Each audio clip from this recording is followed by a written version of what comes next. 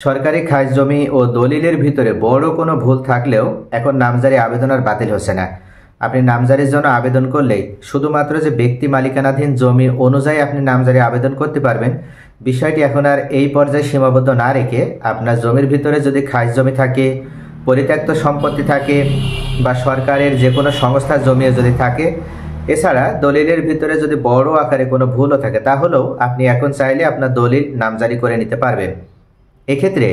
আপনি যে নিয়মে নামজারি করে নিতে পারবেন এবং আপনাকে যে নিয়মটি ফলো করতে হবে সেই বিষয়গুলো নিয়েই আজকের এই ভিডিওতে আমি আলোচনা করব। সাধারণত আমরা সকলেই জানি যে যখন কোনো ব্যক্তি নামজারির জন্য আবেদন করে তখন অবশ্যই তেনার একটা দলিল প্রয়োজন হয়, আর এই দলিলটি অবশ্যই সঠিকভাবে রেজিস্ট্রেশনকৃত হতে হবে। নতুবা কোনো ভুল দলিল অনুযায়ী নামজারির জন্য যদি আবেদন করা হয় সেক্ষেত্রে ওই আবেদন বাতিল হয়ে যাবে এবং ওই আবেদন কোনোভাবেই এসিল্যান্ড মহোদয় অ্যাপ্রুভ করবে না। এ কারণে পূর্ব থেকে সরকারের পক্ষ থেকে বেশ কিছু ক্রাইটেরিয়া উল্লেখ করে দেওয়া আছে এবং সেই ক্রাইটেরিয়ার ভিতর দিয়ে কেবল একজন ভূমি মালিক উনি ওনার জমি নামজারি করে নিতে পারে। তার ভিতরে এক নম্বরে যে ক্রাইটেরিয়া সেটি হচ্ছে অবশ্যই যে ব্যক্তির থেকে উনি জমিটা ক্রয় করছে সেই ব্যক্তির মালিকানা যেন বৈধ হয়। এই এক নম্বর ক্রাইটেরিয়া অবশ্যই ওনাকে মেনে তারপরে ওনার দলিল অনুযায়ী নামজারির জন্য আবেদন করতে হবে। দেখা যাচ্ছে যে উনি যে দলিলটা নামজারির জন্য আবেদন করছেন ওনার দলিলটি সঠিক আছে, কিন্তু উনি যার থেকে জমিটি ক্রয় করেছে তার দলিল তার উৎস ঠিক নাই, অর্থাৎ তিনি ভুলভাবে বা ভুল ওয়ের ব্যবহার করার মাধ্যমে জমির মালিকানা লাভ করেছে বা জমির মালিক হয়েছে। এখন ওই ব্যক্তির থেকে যদি আপনি জমি ক্রয় করার মাধ্যমে একটি সঠিক দলিলও পান এবং সেই সঠিক দলিল অনুযায়ী যদি নামজারির জন্য আবেদনও করা হয়ে থাকে, তাহলে আপনার দলিল কোনোভাবে অ্যালাউ হবে না এবং আপনার নামজারি আবেদন কিন্তু এসিল্যান্ড মহোদয় দিবে না। যার কারণে নামজারির জন্য আবেদন করতে হলে অবশ্যই একটি সঠিক দলিল থাকা লাগবে এবং এক্ষেত্রে যার থেকে জমি ক্রয় করা হচ্ছে তার উৎসটা সঠিক হতে হবে। দ্বিতীয় যে ক্রাইটেরিয়া পূরণ করতে হয়, নামজারি আবেদন করার সময় অবশ্যই আপনাকে 8টি ডকুমেন্টস পূরণ করার মাধ্যমে বা 8টি ডকুমেন্ট সহ নামজারির জন্য আবেদন করতে হয়। এছাড়া নামজারি আবেদন করার জন্য আরও বেশ কিছু ক্রাইটেরিয়া আছে যেগুলো আজকের ভিডিওতে আলোচনা করতে গেলে ভিডিওটি অনেক লং হয়ে যাবে। তার কারণে আজকে মূলত যে বিষয়টি নিয়ে আলোচনা করব সেই বিষয়টা আপনাদের সাথে তুলে ধরি। পূর্বে যদি কোনো ব্যক্তি নামজারির জন্য আবেদন করেছে এবং ওই ব্যক্তির নামজারি আবেদন করার সময় যদি ওনার দলিলের ভিতরে বা ওনার জমির ভিতরে যদি সরকারি কোনো সংস্থার জমি থেকেছে, এছাড়া যদি সরকারে খাস জমি থাকে অথবা অর্পিত সম্পত্তি বা অন্য কোনো সংস্থার জমি যদি সামান্য পরিমাণও থাকতো, সেক্ষেত্রে কোনো ব্যক্তির নামজারি আবেদন কিন্তু এসিল্যান্ড মহোদয় অ্যালাউ করতো না এবং ওনার নামজারি আবেদন সম্পন্ন করে ওনাকে কোনো প্রস্তাবিত খতিয়ান প্রদান করা হতো না। এক কথায় ওনার নামজারি আবেদন বাতিল করে দেওয়া হতো এসিল্যান্ড মহোদয়ের পক্ষ থেকে। একটাই কারণ ছিল, সেটি হচ্ছে উনি যে জমি নামজারির জন্য আবেদন করেছে, যে দলিল উনি নামজারির জন্য প্রদান করেছে সেই দলিলের ভিতরে খাস জমি আছে, আর এই খাস জমি থাকার কারণেই সরকারের পক্ষ থেকে কোনো ভূমি মালিকের নামজারি আবেদন অ্যালাউ করা হয় না। তবে এই ক্ষেত্রে বর্তমান অন্তর্বর্তীকালীন সরকার ক্ষমতায় আসার পর বেশ কিছু সংস্কার সাধন করা হয়েছে এবং ভূমি যে আইনটা বা ভূমি মন্ত্রণালয়ের অধীনস্থ যে ভূমি অফিসগুলো আছে, যে ভূমি সেক্টরগুলো আছে, এই ভূমি অফিসগুলিকে ভূমি সেক্টরগুলিকে সাধারণ ভূমি নাগরিক যারা বা সাধারণ ভূমি সেবা গ্রহীতা যারা, তাদের সকলের জন্য সহজে যেন তারা ভূমি সেবা গ্রহণ করতে পারে এই বিষয়টি নিশ্চিত করার জন্য বর্তমানে অন্তর্বর্তীকালীন সরকার বেশ কয়েকটি ক্ষেত্রে সংস্কার আনয়ন করেছে এবং তার ভিতরে অন্যতম একটি সংস্কার ওনারা যেটি সাধন করেছে সেটি হচ্ছে কোনো ভূমি মালিকের জমির ভিতরে যদি সরকারের খাস জমি থাকে তাহলেও এখন তাকে নামজারি প্রদান করা হবে। এক্ষেত্রে সরকারের পক্ষ থেকে বলা হয়েছে যে এসিল্যান্ড মহোদয় উনি সরাসরি ওনার জমির ভিতরে কতটুকু খাস জমি রয়েছে সেই বিষয়টি আগে উনি চিহ্নিত করবেন এবং এই বিষয়টি চিহ্নিতকরণ হয়ে গেলে উনি একজন সার্ভেয়ারের শরণাপন্ন হবেন এবং উনি প্রয়োজনে আর একজন সরকারি সার্ভেয়ার এবং একজন বেসরকারি সার্ভেয়ারের শরণাপন্ন হয়ে দুইজন সার্ভেয়ারের সমন্বয়ে উনি একটা টিম গঠন করবেন এবং এই সার্ভেয়ারের টিম ওনারা বিষয়টি যাচাই বাছাই করে সরেজমিন উপস্থিত হয়ে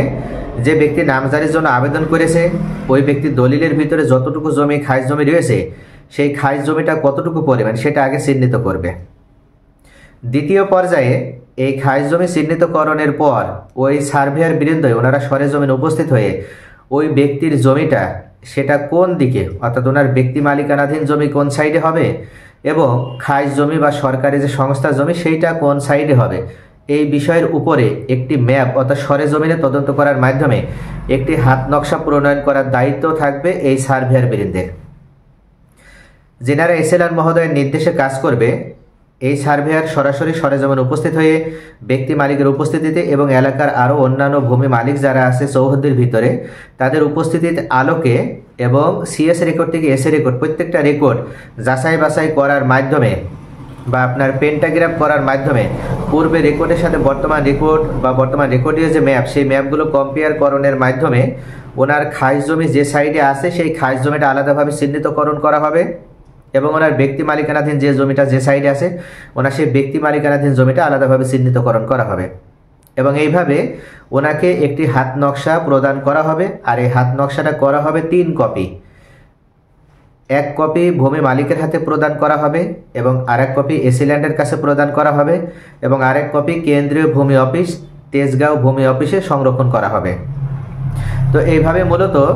এসিল্যান্ড মহোদয়ের নির্দেশে এই সার্ভেয়াররা ওনারা চিহ্নিতকরণের কাজ সম্পন্ন করবে। এরপর তৃতীয় ধাপে যে এসিল্যান্ড মহোদয় ওনার নামজারি আবেদন অ্যালাউ করার জন্য ওনার ব্যক্তি মালিকানাধীন জমি যতটুকু ওনার সেই ব্যক্তি মালিকানাধীন জমির উপরে ওনাকে নামজারি বা প্রস্তাবিত খতিয়ান ওনাকে প্রদান করবেন এবং বাকি যে খাস জমিটা আছে সেই বাকি খাস জমির নামজারি প্রদান করা হবে না।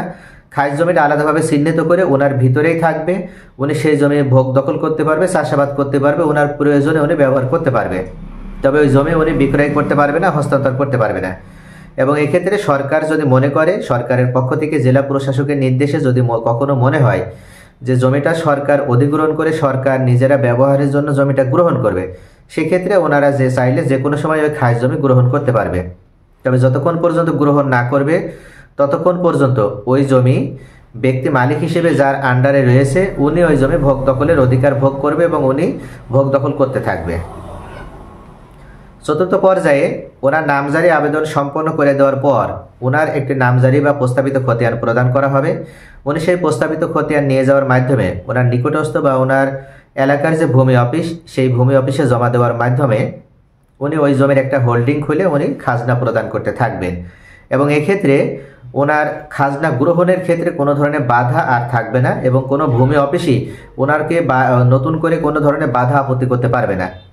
কেননা উনি জমির মালিকানা বৈধভাবে গ্রহণ করেছে এবং ওনার জমির ভিতরে খাস জমি থাকার কারণে পূর্ব থেকে ওনার নামজারি আবেদন বাতিল করে দেওয়া হলেও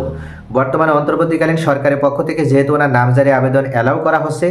এবং ওনার ব্যক্তি মালিকানাধীন জমি যতটুকু সেই পরিমাণ জমি আলাদাভাবে চিহ্নিত করে ওনাকে নামজারি দেওয়া হয়েছে, উনি সেই পরিমাণ জমি খাজনা প্রদান করতে পারবেন সেই প্রস্তাবিত খতিয়ানের আলোকে। এবং উনি যদি মনে করে ওনার জমিটা বিক্রয় করার দরকার, ওনার জমিটা হস্তান্তর করার দরকার, সেক্ষেত্রে উনি কিন্তু এই নামজারি খতিয়ান আলোকে এবং উনি যে খাজনা প্রদান করছে এই নামজারি খতিয়ান ও খাজনার যে মেমো বা দাখিলা বা চেক এই 2টা কাগজের মাধ্যমে উনি আবার ওই জমিটা অন্য কারো কাছে বিক্রয় বা হস্তান্তর করতে পারবেন এবং এক্ষেত্রে ওনার কোনো ধরনের কোনো সমস্যা বা কোনো ধরনের অসুবিধা থাকবে না। তবে ওনার জমির ভিতরে যে খাস জমিটা রয়েছে উনি সেই খাস জমিটা কিন্তু কোনোভাবেই বিক্রয় করতে পারবে না। তাহলে ভিউয়ার্স আশা করি বুঝতে পারছেন যে এখন থেকে আপনার জমির নামজারি আবেদন অ্যালাউ করা হবে। আপনার জমির ভিতরে যদি খাস জমি থাকে, আপনার জমির ভিতরে যদি অর্পিত সম্পত্তি থাকে, আপনার জমির ভিতরে যদি কোনো সরকারি সংস্থার জমি থাকে, তাহলে আপনার নামজারি আবেদন অ্যালাউ করা হবে এবং আপনাকে নামজারি প্রদান করা হবে। এক্ষেত্রে পূর্বে নামজারি আবেদন প্রদান করা না হলেও বর্তমানে আপনাকে শতভাগ নামজারি আবেদন প্রদান করার জন্য অন্তর্বর্তীকালীন সরকারের পক্ষ থেকে এই পদক্ষেপগুলো গ্রহণ করা হয়েছে এবং এভাবে আপনি আপনার জমির নামজারি আবেদন সম্পন্ন করে নিতে পারবেন। আপনার প্রয়োজনে আপনি জমি যে কোনো উদ্দেশ্যে আপনি ব্যবহার করতে পারবেন।